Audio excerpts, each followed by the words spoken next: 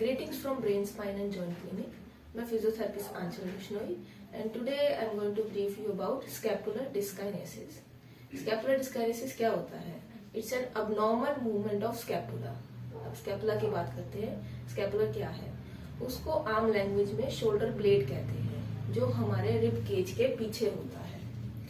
Scapula बहुत important bone है जो काफी सारी बोन्स के साथ अटैच्ड है. For example clavicle, shoulder. तो अगर हम शोल्डर की मूवमेंट करते हैं तो स्कैपुला का यूज होता है. तो scapula plays a very important role in lifting our arms, specially जब हमें कुछ ऊपर से उठाना होता है तो स्कैपुला की हेल्प चाहिए होती है.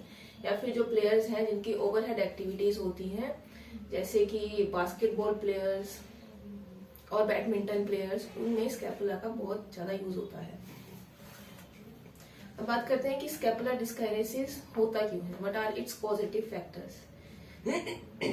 अगर हमारी बोन, मतलब कि जो स्कैपुला बोन है उसके अराउंड जितनी भी बोन्स हैं उसमें कोई प्रॉब्लम है, उसका कोई फ्रैक्चर है, तो उसके रिजल्ट में स्कैपुला की अबनॉर्मल मूवमेंट्स हो सकती हैं. या फिर जो मसल्स हैं स्कैपुला के अराउंड, उसका टाइटनेस है, वीकनेस है, या फिर टियर है, तो भी स्कैपुलर डिस्काइनेसिस हो सकता है.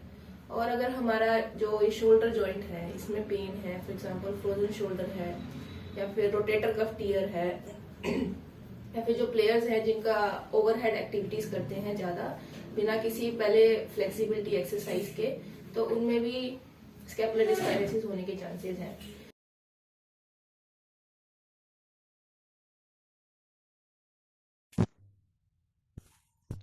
Elevation, depression, retraction and protraction. Scapular डिस्काइनेसिस के सिम्टम्स क्या क्या हो सकते हैं. अगर पेशेंट को है तो वो क्या क्या प्रॉब्लम्स लेके आएगा.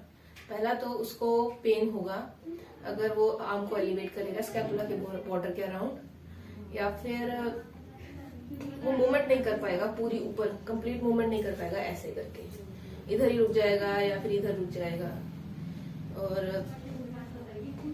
और वो अपनी उसकी डेली लिविंग एक्टिविटीज अफेक्ट होगी. ऐसे ही कि वो पूरी मूवमेंट नहीं कर पाएगा तो डेली लिविंग एक्टिविटीज तो अफेक्ट होंगी ही उसकी. और एक ये भी है कि जो स्कैपुलर डिस्काइनेसिस अगर हो तो हमारे बॉडी के दूसरे पार्ट भी अफेक्ट होते हैं, क्योंकि जो हमारी बॉडी है वो हेड से लेके टो तक कनेक्टेड है. तो किसी भी अगर एक चेन में प्रॉब्लम आती है तो उसका कंपनसेटरी मैकेनिज्म पूरी चेन में चल जाता है. अगर स्कैपुलर डिस्काइनेसिस है तो हो सकता है कि उसको ग्लूट में, मतलब कि जो हमारी हिप की मसल्स हैं उसमें प्रॉब्लम है, उसकी वीकनेस हो जाए. और क्योंकि अगर फॉर एग्जांपल अगर हमारे जॉ में प्रॉब्लम है तो उसकी वजह से हम अपनी फुट की मिसअलाइनमेंट देख सकते हैं. ऐसे ही अगर हमारे पेल्विस की मिसअलाइनमेंट है तो उसकी वजह से हमारे शोल्डर की मिसअलाइनमेंट हो सकती है.